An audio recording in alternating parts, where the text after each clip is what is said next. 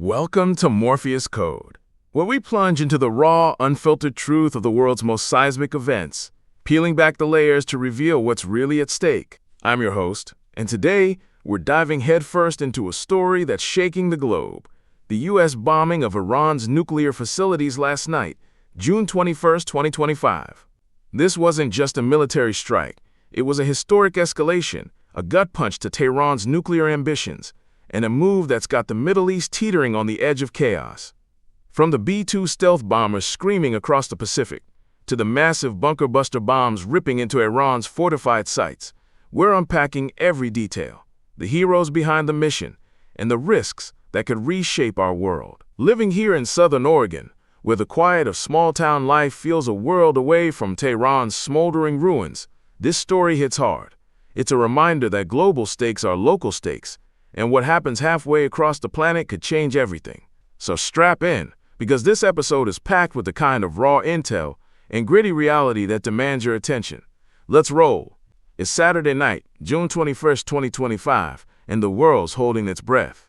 At around midnight Eastern Time, U.S. military forces launch Operation Midnight Hammer, a precision strike aimed at the heart of Iran's nuclear program. President Donald Trump, standing in the White House flanked by Vice President J.D. Vance, Defense Secretary Pete Hegseth, and Secretary of State Marco Rubio, announces to the nation that three key Iranian nuclear sites, Fordo, Natanz, and Isfahan, have been completely and totally obliterated. His words are bold, almost cinematic, but the reality on the ground is messier, more complex, and far more dangerous. This isn't just a flex of American muscle. It's the first time the U.S. has directly attacked Iran, a move that's escalated a simmering conflict between Israel and Iran into a full-blown crisis. The stakes? Nothing less than the future of the Middle East, global security, and maybe even the world as we know it. Let's start with the targets, because these aren't random sites. They're the backbone of Iran's nuclear ambitions. Fordo, buried 300 feet under a mountain near Qom, is Iran's most fortified enrichment facility, designed to withstand anything short of an apocalyptic hit. It's a labyrinth of tunnels and centrifuge halls, spinning uranium into fuel, or, as Israel and the U.S. fear, weapons-grade material. Natanz, 135 miles southeast of Tehran, is Iran's main enrichment hub, a sprawling complex that's been a thorn in the west side for decades. Isfahan, a research and technology center, houses labs and conversion plants critical to Iran's nuclear chain. These sites aren't just buildings, they're symbols of Iran's defiance, its quest for power, and to its enemies, an existential threat. For years, Israel's been hammering at them. Since June 13, 2025, they've launched over 200 airstrikes, killed top scientists, and sparked a tit-for-tat air war that's left hundreds dead. But Fordo's depth and Iran's resilience kept the program alive. Into the U.S., with bombs only they could deliver. The weapon of choice? The GBU-57 Massive Ordnance Penetrator, or MOP, a 30,000-pound bunker buster so heavy only the B-2 Spirit stealth bomber can carry it. Each BAP packs 6,000 pounds of explosives, designed to burrow through 60 feet of concrete or 200 feet of earth before detonating.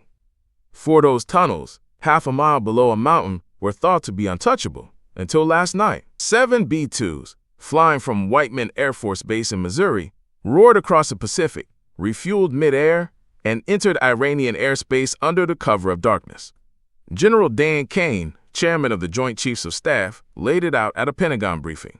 14 MOPs were dropped on Fordo and Natanz, the first ever combat use of this beast. Meanwhile, U.S. Navy submarines, lurking 400 miles away, unleashed 30 Tomahawk cruise missiles on Isfahan and Natanz, targeting surface infrastructure. Over 125 U.S. aircraft, including decoy B-2s and fighter jets sweeping for threats, made this a symphony of destruction. Kane called it a complex and high-risk mission, executed with exceptional skill.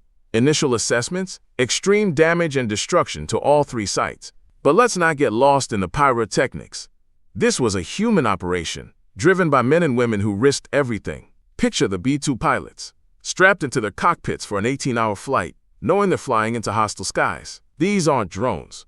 They're people, parents, spouses, maybe even folks who grew up in towns like mine, where the biggest worry is a late mail delivery. They're carrying bombs that could change history, dodging Iran's air defenses, which, according to CNN's Fred Pleitgen in Tehran, were lighting up the night with anti-aircraft bursts.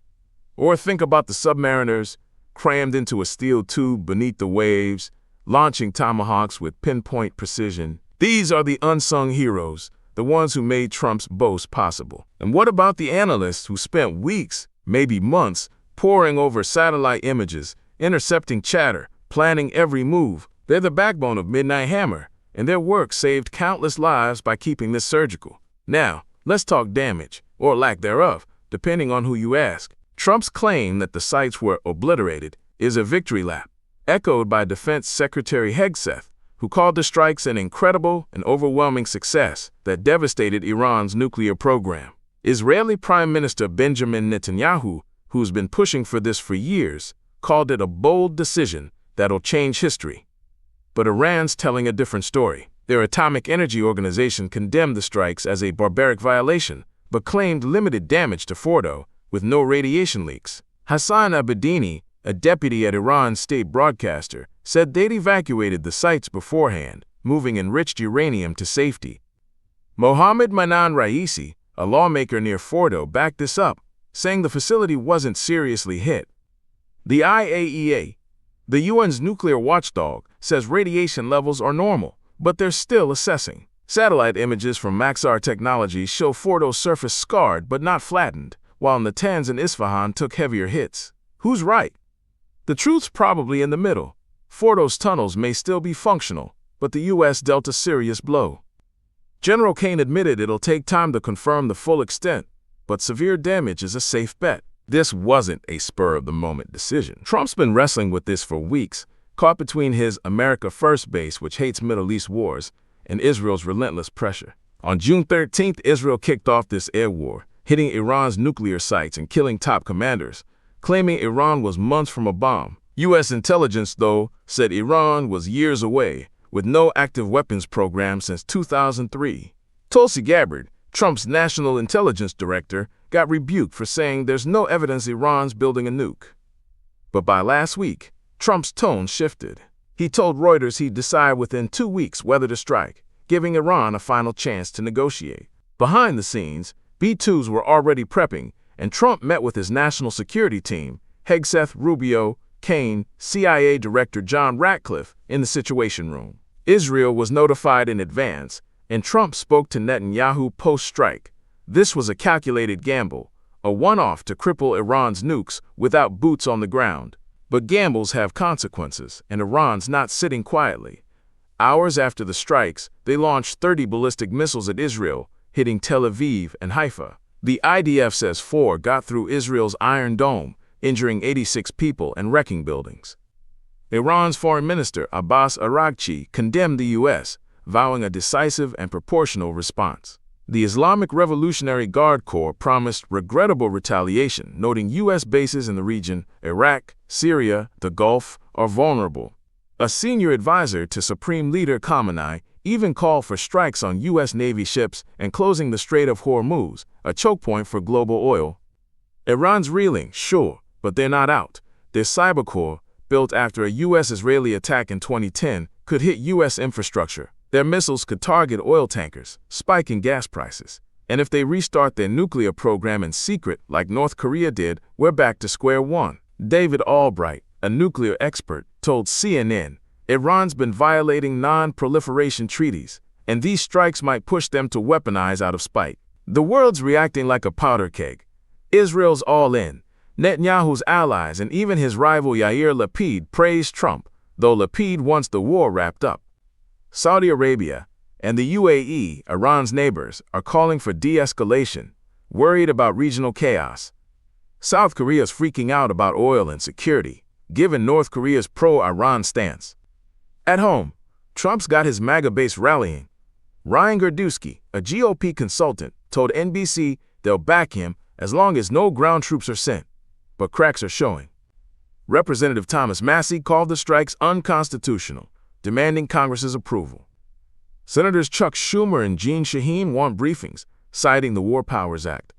Elizabeth Warren slammed it as a horrific war of choice. Democrats like Hakeem Jeffries and Adam Schiff, notified just before Trump's Truth Social post, are uneasy about escalation.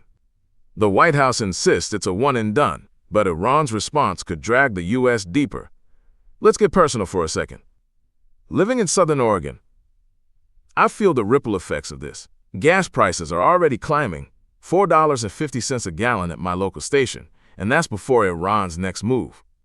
My neighbors, good folks who just want to grill and watch football, are talking about this at the diner, worried about the kids in the military.